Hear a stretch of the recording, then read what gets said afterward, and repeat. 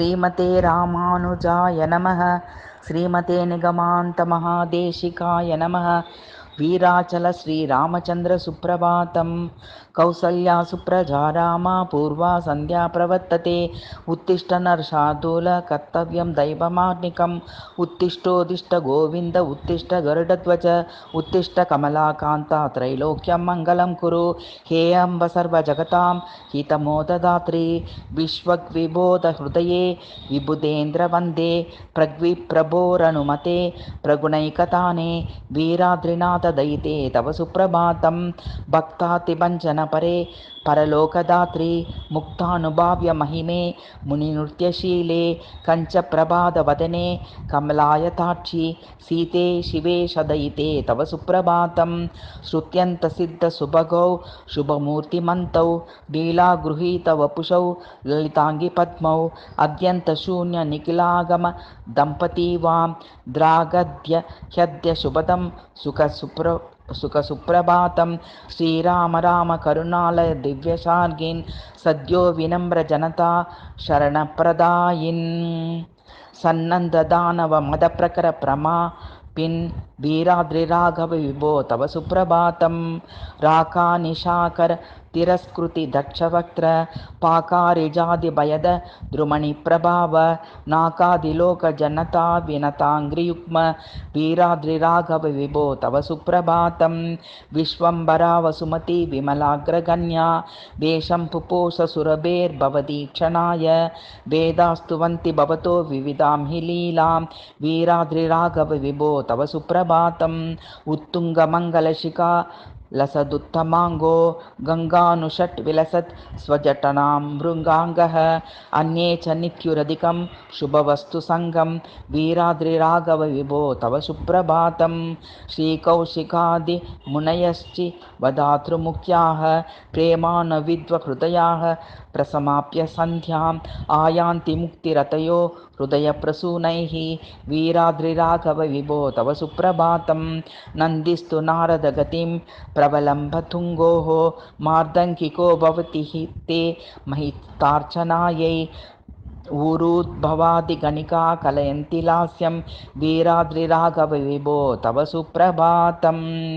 माध्वीकपानमनसो मधुरप्रलापाः कीरासमेत्य नेताः क्रमशरिस्तथास्ते श्रीतोरणस्रजिशुभां रचयन्ति नित्यं वीराद्रिराघव विभो तव सुप्रभातं। लक्ष्मीकटाक्षनिकटे परिवर्तनात्ते लब्धोरुनीलगुणका लघुपत्रभृङ्गाः शृङ्गारयोनिनियमान्त्रिभृतं स्वनन्ति वीराद्रिराघव विभो तव सुप्रभातं। मन्दो निलयोयमरादिपनन्दनस्तान् मन्दारकृन्दनिवहान्म करन्दगन्धान् बृन्दारकारि विजयन् वहति प्रणम्रो वीराद्रिराघव विभो तव सुप्रभातं। प्रद्याश्रयः प्रहृदयाः हरिचित्ततत्त्वं श्रीभक्तिसारषटजित् परकालमुख्याः तिष्ठन्ति दास्यरतयो यतिराजवर्याः वीराद्रिराघव विभो तव सुप्रभातं। श्रीरङ्गपूतजगतिश्रितरक्षणाय स्वीकृत्य वेषमुखं दशदा विभिन्नं लक्ष्म्यावतेरितनिजामि मतानुशक्त्या वीराद्रिराघव विभो तव सुप्रभातं। मानमेयसङ्ग्रहं ह्यमानमीनतां गतस्तद् दानवप्रदूषिततन्वदाश्च वेदमादरात्वम् अब्जयो नयेतुरङ्गरूपकन्दरप्रबोध्राग् वीरशैलधाम तेस्तु चारु सुप्रभातम्। धरोधरीकृतो हि न सुधा मृदा भवेत् दितेस्तदा दितेस्तुतेषु शून्यहस्तु शोभितं दयापरो ददास्वत्वमञ्च पीयमाश्वहो नतोऽस्मि वीरशैलराम सुप्रभातमस्तु ते।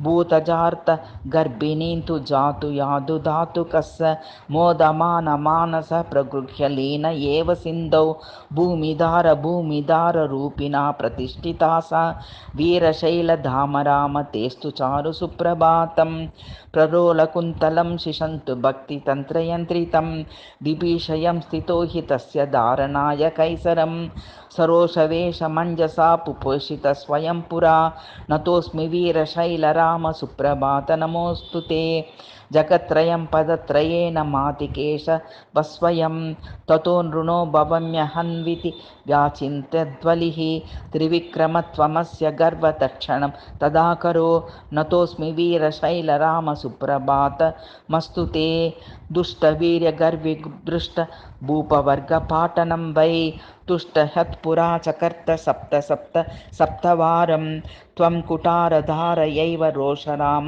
एव भूत्वा वीरशैलधाम राम तेस्तु चारु सुप्रभातं प्रपन्नरक्षणप्रदीक्षपङ्क्तिकण्ठतक्षक स्वहस्तकर्तुणप्रयोगसूचितात्मतत्त्वभोः सुधर्मकर्ममूलकन्द दुष्प्रमेयपात्रदृढ नमोऽस्ति वीरशैलराम सुप्रभातमस्तु ते कोपलाङ्गलोग्रधाटि नम्रहस्तिपत्तनस्य यामुनादिशिक्षणप्रलोलकेलिमानसस्य बन्धुबृन्दनाशनेन व्यक्तयुद्धकौतुकस्य वीरशैलधाम राम तेस्तु चारु सुप्रभातं व्रजङ्गनाभिवेष्टितोऽपि यस्वयं निरञ्जनो धनञ्जयापदेशलोकदुग्धगीतिनिर्झरः निहीनभृत्यतादिराजधर्मकर्मकारिणो नतोऽस्मि वीरशैलराम सुप्रभातमस्तु ते संस्कृतिं विहाय सर्वधर्ममार्गदूषकान् वै सप्तल्लजप्रसादिसुन्दरकृपाणपाणिः भाविकल्किचारुवेश तिष्यजाह्ननिष्यसि त्वां वीरशैलधाम राम तेस्तु चारु सुप्रभातं पातुं हि पापदिशनान भावः परेश कालप्रदेशकरणप्रविदूरसत्त्वान् अर्चावतार विभवानुगृहीतबुद्धिः वीराद्रिराघव विभो तव सुप्रभातं सिद्धाः प्रसिद्धविभवाः शुभसाध्यसङ्गाः भक्ता हि रक्तहृदयाः पितरः समेताः मुक्ताश्च नित्यविमला मुनिसार्वभौमाः वीराद्रिराघव विभो तव सुप्रभातं प्राप्योऽपि हूयो हि जगतां सदुपाश्रयेषि भक्तिप्रपत्तिसुलभ परतत्त्वरूपः लक्ष्म्या तया करुणया च निषेवमानः वीराद्रिराघव विभो तव सुप्रभातं सुप्रभातमिदं पुण्यं यः पठेत् शृणुयादपि सुप्रभातं भवेत् तस्य रामचन्द्रकृपाबलात् इति वीराचल श्रीरामचन्द्र सुप्रभातं समाप्तम्।